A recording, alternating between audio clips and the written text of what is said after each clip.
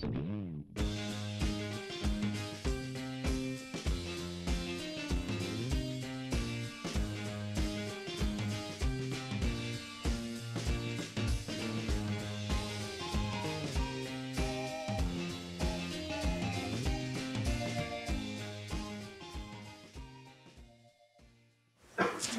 like to start by understanding you a little bit more. I mean, this is one of the design thinking processes, is to really understand people. So since we're presenting a product for you, I'd like to understand who you are a little bit more. So I'm hopeful that we have a multidisciplinary group here, that this is not all designers.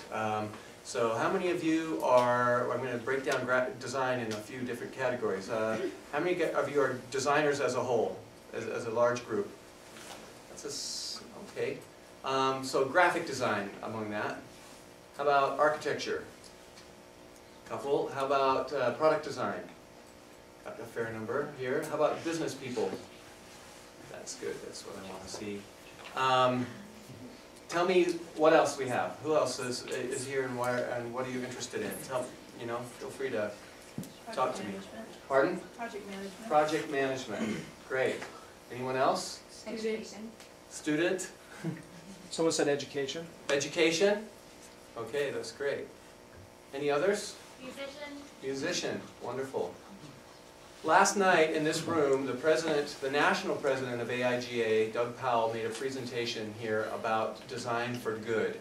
There's a new initiative that AIGA is launching, has just launched in the last month, where they want to hook up designers with people in the social circles who need to get problems solved, and who maybe have been working on those problems in education or in healthcare or in nonprofit areas for a long, long time, and maybe have been stuck. And so this AIGA initiative is trying to bring down these problems with the help of local chapters of AIGA. So the Salt Lake chapter is going to be working on that soon. So if you know, just keep your eyes open for that. You can go to aiga.org and search for the Design for Good section and to learn more about that. But I'd like to talk a little bit more about that and the work that I've done. This is a project, I've been involved in AIGA since about 1998. I started here on the local chapter as a board member, and then I got involved on a national level by going to their national training events and seeing that the graphic design community in the United States was pretty, what do you call it, egocentric? American-centric. We were very insular, and it was amazing. In 1998, I'm getting too deep in the story already, I can tell. So I've only got 10 minutes, and what I want to do is we're each going to talk for 10 minutes, and then we can open it up. So I'm going to just touch base on a few things and let you see what we've done using design thinking on some projects, and then I want you to tell us what we should talk more about. I want to leave plenty of time for that. So at the AIGA Center for Cross-Cultural Design, I saw that AIGA really had no involvement in the international community. I wanted to do something about that. September 11th, 2001 provided the opportunity for me because suddenly Americans looked up and realized that there was a world out there and we needed to do something about it. So I created, with a bunch of others, the AIGA Center for Cross-Cultural Design. One of the programs, I'm going to highlight two programs that we did there. This is Shared Dreams.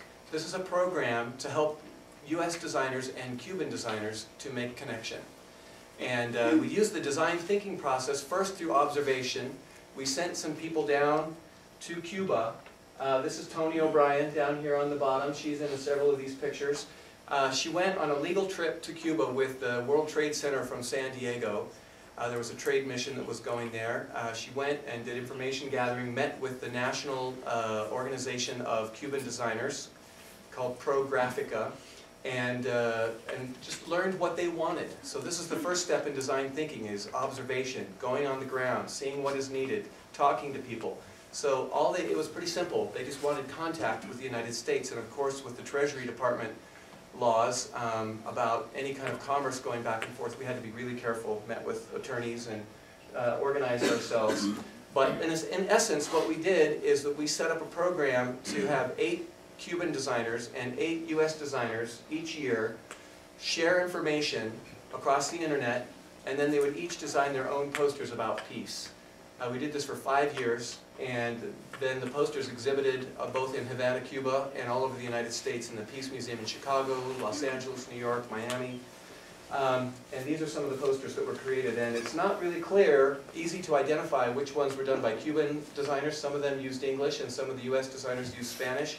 So the obvious is not really what you would expect, but these are some of the posters that were created about peace by the designers over those 5 years. So the next thing that we did in trying to help US designers to connect better with the world was to create a design expedition to China. I organized and led this in partnership with the editor of a magazine in China. And so he is a networker there. And what he did is he helped me line up design firms, the best of the best, all across China, and told us what he wanted and what they needed on their side. On my side, we organized a group of 30 US designers, and we got together and I led this group, and every morning we went to a design firm, and every afternoon we went to another design firm, and every evening we went out and explored the cities in China. We went to 4 different cities. And through the design thinking of listening and observing, we evolved as we went along. We went there thinking that we were going to learn about them, but we found quickly that they wanted to learn about us as much as we wanted to learn about them. So we asked each member of the team as we were traveling to put together their portfolios. We quickly made a little profile for each of the team members, and then we would then go into a design firm and present about us, and then we would learn about them. And so it was a true sharing kind of a thing, and an adaptive prototyping kind of evolving kind of a process with that. So with the AIGA Center for Cross-Cultural Design, our goal in the beginning was for it to be dissolved eventually, because we would never truly be a global organization if there was a separate design department. And what we wanted was for the international issues to be woven throughout AIGA at a national level, so that there was no need for a separate group to focus on that. That is what has happened. And in 2010, we dissolved the AIGA Center for Cross-Cultural Design because it was no longer needed, and I consider that a success in transforming a national organization. So that is just, there's a lot more about that. If you want to learn more about that, you can go to centercrosscultural.com, I believe. But search for Center for Cross-Cultural Design, and something will come up that has this kind of design on it, and you'll know you're in the right place. It's no longer AIGA, so it's spun out on its own, and there are some people who are continuing to run that, centercrosscultural.org or .com, I can't remember. Now I'm going to talk quickly about how I use design thinking at Bank of America Fork. This is my process, how I have taken what Jim talks about. This is kind of a long-term marketing plan, so this is Design Thinking Plus. This is essentially a really boiled down long-term marketing plan. Essentially, you have to understand your context. Where are we in the world? How do we fit? Also, that means if you're a global organization, that means you have to think globally first. Don't ever say, I'm going to work in the United States first, and then I'm going to take it overseas and see how that works. You're setting yourself up for big problems. If you are global, think globally first, and then execute market by market if you need to. But think globally, know your customers. This is the standard marketing. You have to understand who you're marketing to. But in design thinking, there's more to it. There's more observation. Be an anthropologist. Go out and be with your customers. That's where the ideas for innovation come from. When Jim just showed this photograph of the wires that were all crazy, that's an observation. To somebody, that was a solution, right? They looked at that and said, done. Right? But to a designer, you can look at that and say, I see an opportunity to solve a problem here. There's another example of that. When we visited IDEO, they did some research on conference call services. And they went out to a business and they asked this receptionist, how do you feel about your conference call service? No problem. I have got this thing down. I feel good about it. I don't have any questions. I don't have any needs. Okay, let's see you use it. When she actually did it, she did conference calling by taking 2 handsets and holding them together. That's how she was confident. No problem, I've got this down. Hour, holding there for the conference call. So that's where you start to see the observations make a difference. That's the kind of knowing your customers I'm talking about. Then knowing your competitors, how am I differentiating against these others? You've got to keep track of those. I keep a blog that's locked down only for my team to see, so that I can take things from my competitors and post them into the blog whenever I see them. And then I share them with executive management. And so we can keep a timestamp and keep track of what our competitors are doing. Then you make a brand promise. This is key. This is how you filter things. Then you differentiate with your products based on the brand promise. Then you build your team based on the brand promise. And finally is when you do what's considered traditionally marketing. You communicate the brand promise. This is all marketing, as far as I'm concerned. For innovation, we're going to just talk about know your customers and mainly differentiating with products. This is how we use a voice of the customer program at Bank of American Fork, and this is just a small sampling of the different ways in which we gather information. There are about 15 to 20 different channels through which we regularly gather information. They include account data. Since we're at a bank, I can look, if we're looking at changing our checking account, and we say, okay, we've got 2 checking accounts out there. Last year, we had 5 people who opened this account, and we had 800 people who opened this type of account. I think we're going to get rid of the 5 one. Does that make sense? So that's how you can use that kind of actual use and sales data to make your decisions. Customer feedback, we have many ways to do that. Once a month, I go out with business groups, Corporate Alliance. Logan Wilkes is here from Corporate Alliance, right up in the back. And so I use their methodology. I sit down with the Corporate Alliance group, and I've got 8 random business people aligned for me, and I do a little focus group. I ask them some questions, get feedback, I record it, I make documentation of it, and that becomes part of our system.